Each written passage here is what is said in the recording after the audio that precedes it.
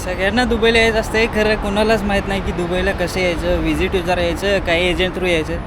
तर व्हिडिओ शेवटपर्यंत बघा, सगळे सांगणार आहे तुम्हाला. तर आपण पहिला सांगतो दुबईला कसं यायचं. एक तुमच्याकडे 2 ऑप्शन असतात.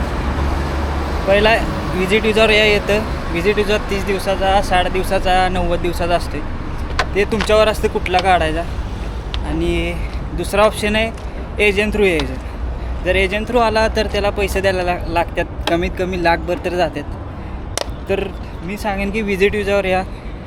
व्हिजिट विजा आलं म्हणजे स्वतः बी पैसे घातलं ना तेवढंच जातात, एजंटला गेले की तेवढंच जातात.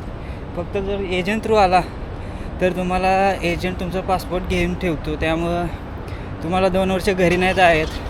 आता मी इथं दुबईमधनंच व्हिडिओ बनवते बघा. ही दुबईमध्ये मला 3 वर्ष झाले दुबईमध्ये.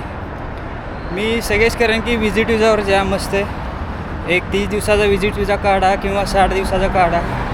आणि जर दुबईला येणार असलं ना थंडीच्या दिवसामध्ये येतं, कारण थंडीच्या दिवसामध्ये ना इथं जास्त वॅकन्सी असतात.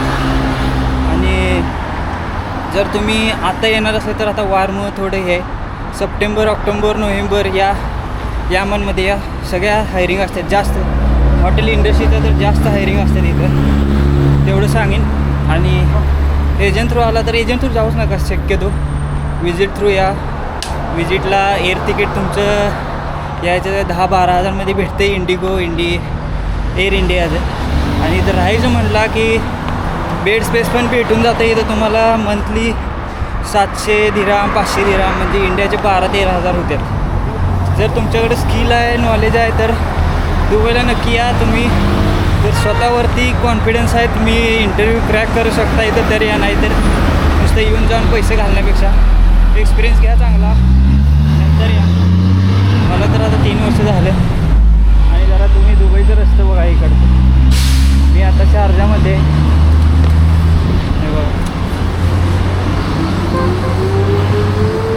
एवढ्या DM येतात इंस्टाग्रामवरती मला बी जॉबच्या. आता जॉबबद्दल सांगितलं आहे तुम्हाला. आणि कसलं DM पाहिजे तर कमेंट करा. आणि व्हिडिओ आवडला तर लाईक करून जावा तेवढं, आणि सबस्क्राईब पण करा.